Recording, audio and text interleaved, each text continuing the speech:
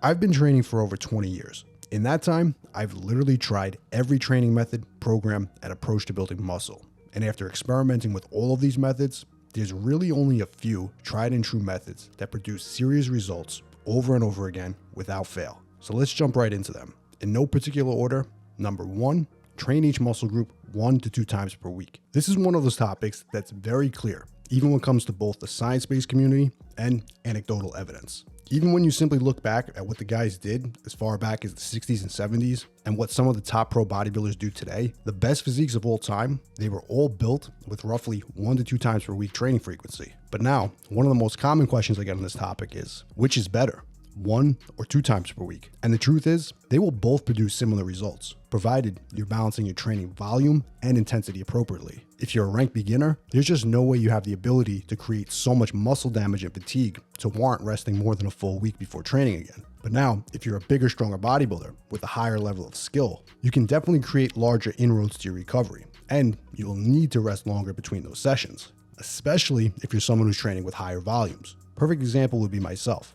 I trained the majority of my bodybuilding career following a 2 times per week training frequency. This style of training got me all the way up to a 315 pound bench, 500 pound deadlift, and 405 pounds on squats for reps. But beyond that stage, I found that I was actually walking a very fine line in terms of recovery with this higher frequency, going as far as into 10 years of lifting. If I trained chest on Monday, I'd still be completely ready to go again by Thursday. But once I started pushing those serious weights in the gym, some weeks I'd find that I'd be strong on Thursdays, but other weeks I would just have to wait till Friday to really feel fresh. For me, that one extra rest day was literally the difference between me recovering and being ready to train productively again. Now, after 20 years of training, the sweet spot for me, it's really hitting body parts once every 4 days. And sometimes if I need it, a 5th day. However, this still falls perfectly in line with a 1 to 2 times per week training frequency. And that has always provided steady, consistent results for me every time. Personally, if I were to go all the way to a bro split or 1 times per week frequency, I'd be resting longer than I need to, and it would realistically leave me walking into those sessions rusty or stale.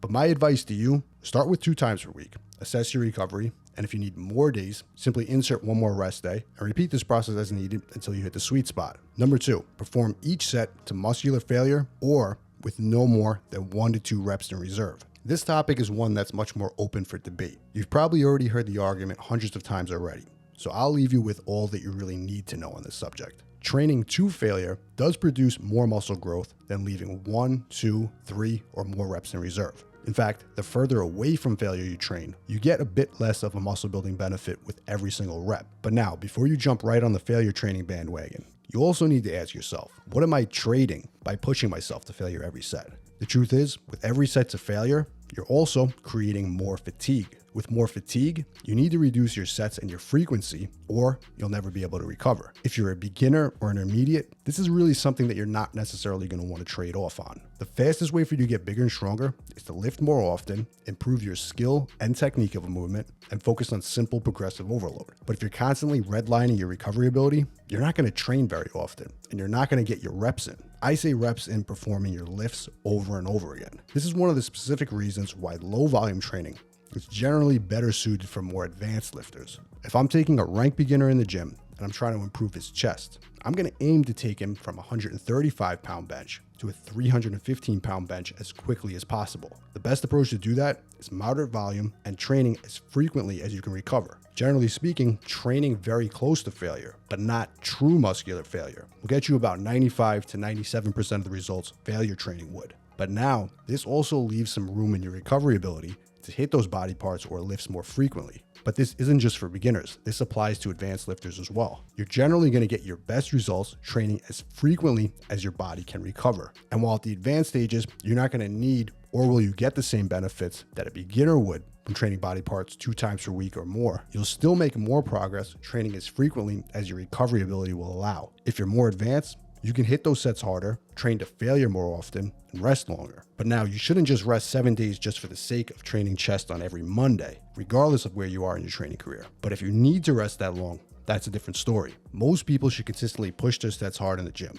As you become more advanced, you can push closer to failure and assess your recovery ability. Number 3, perform 10 to 20 weekly sets per muscle group. Another great example of science meets bro science. Science-based community is pretty much all in agreement here. And while in my opinion, 10 to 20 sets is a huge range, If we just use logic and we look at what people have done for decades, we'll find that most successful bodybuilders have all trained with roughly this amount of sets. Of course, there are outliers, Mike Mentzer being as low as one single set, and guys like Arnold or even Serge Nubret all the way up to around 50 sets. But again, if we look back at the overwhelming amount of people who've had success between 10 and 20 weekly sets, it really is the sweet spot for most people. If you're leaving reps in the tank, you can get away with more volume. And if you're training to failure more often, you're going to have to stick on the lower end for the most part. Now, if you're not sure how many sets you should perform, start on the lower end, perform your sets to failure or no more than 2 reps left in the tank, assess your recovery ability, and if you're recovering in time for your next session, but you're just not growing, try adding in additional sets. But if you're at the point where you're too sore and too fatigued,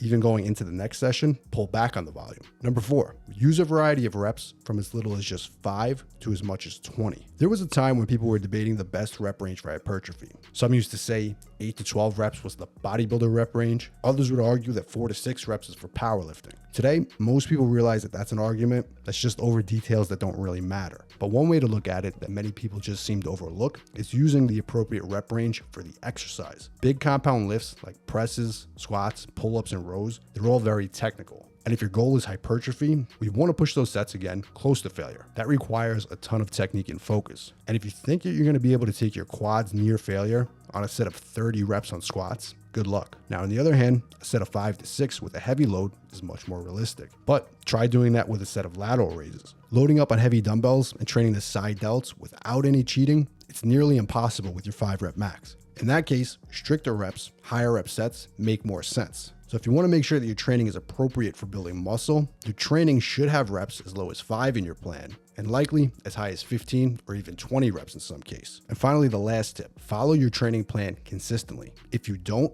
none of the previous tips even matter. This is arguably the most important tip of the day. The number one factor for getting results in the gym, it's not training to failure, it's not how frequently you train body parts, it's not how many reps you perform or how many sets. It's how consistent you are with your training.